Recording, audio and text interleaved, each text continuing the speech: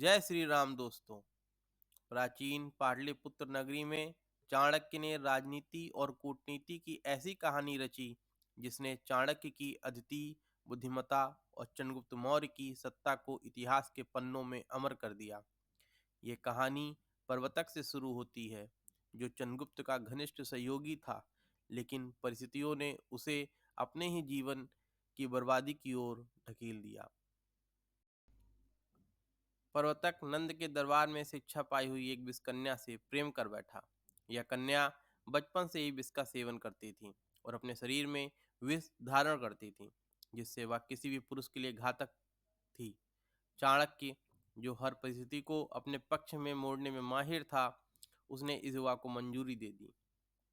विवाह के दिन जैसे ही प्रवर्तक ने अपनी वधू का स्पर्श किया, विष ने तुरंत अपना प्रभाव दिखाया और वह मूर्छित हो गया। चाणक्य ने चंद्रगुप्त को स्पष्ट निर्देश दिए कि किसी भी चिकित्सक को बुलाने की आवश्यकता नहीं है।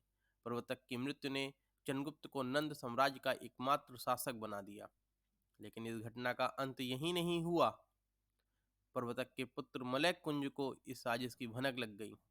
उसने अपने पिता की मृत्यु का बदला लेने के लिए अमात्य राक्षस से हाथ मिला लिया, जो कि नंद वंश का ही सेवक था। मलय कुंज और राक्षस का यह गठबंधन चंद्रगुप्त की सत्ता के लिए एक चुनौती बन गया। इसी बीच प्रवर्तक का भाई विरोधक अपने सम्राट का उत्तराधिकारी बन गया। चाणक्य ने अपनी कूटनीति का सहारा लिया और विरोधक को यह विश्वास दिलाया कि उसके भाई की हत्या के पीछे अमात्य राक्षस का हाथ है। विरोधक को अपने पक्ष में करने के लिए चाणक्य ने यह वादा किया कि नंद साम्राज्य का आधा हिस्सा उसे दिया जाएगा। लेकिन चाणक्य की योजना कुछ और ही थी। चाणक्य जानता था कि पाटलिपुत्र का मुख्य वास्तुकार अमात्य राक्षस का वफादार था। उसने इस वास्तुकार को शाही महल में एक भव्य विजय मेहराब बनाने का आदेश दिया। चाणक्य ने ज्योतिषीय कारणों का हवाला देते हुए आधी रात को चंद्रगुप्त के विजय जुलूस की व्यवस्था की, ताकि अंधेरे में कम दृश्यता हो। उसने विरोधक को चंद्रगुप्त के हाथी पर बैठकर जुलूस का नेतृत्व करने के लिए आमंत्रित किया। योजना के अनुसार राक्षस के वफादारों ने मेहराब को गिराने की साजिश रची, यह सोचते हुए कि उस पर चंद्रगुप्त सवार है। लेकिन जैसे ही मेहराब गिरा, विरोधक मारा गया। एक बार फिर चाणक्य ने इस हत्या का दोष अमात्य राक्षस पर मढ़ दिया। इसके बाद चाणक्य ने नंद वंश के शेष वफादारों को खत्म करने की योजना बनाई। साम्राज्य के विभिन्न हिस्सों में फैले विद्रोहियों को कुचलने के लिए उसने एक बुनकर की मदद ली, जो अपने घर के किसी भी हिस्से को जला देता था जहां तिलचट्टे पाए जाते थे। चाणक्य ने इस बुनकर को विद्रोहियों को समाप्त करने की जिम्मेदारी सौंपी।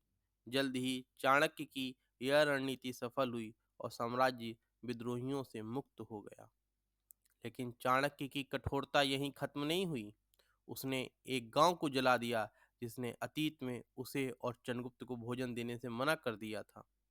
इसके अलावा शाही खजाना भरने के लिए उसने अमीर व्यापारियों को अपने घर आमंत्रित किया, उन्हें शराब पिलाई और जुए में हराकर उनसे धन लिया। इस प्रकार मगध का राजकोष भर गया।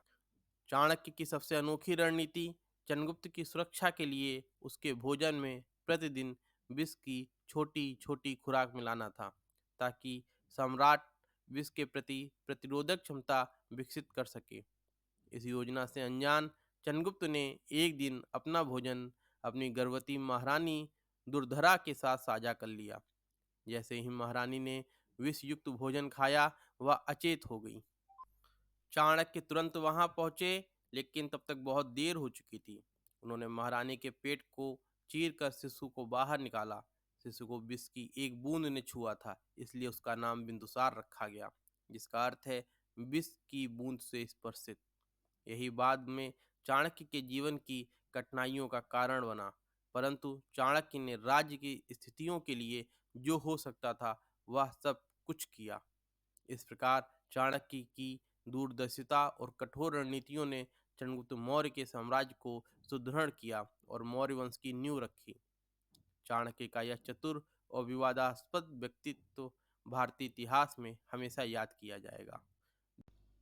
अगर आपको ये वीडियो पसंद आया है, चैनल को लाइक और सब्सक्राइब अवश्य करें और कमेंट में ये भी बताएं कि आपको ये वीडियो कैसा लगा।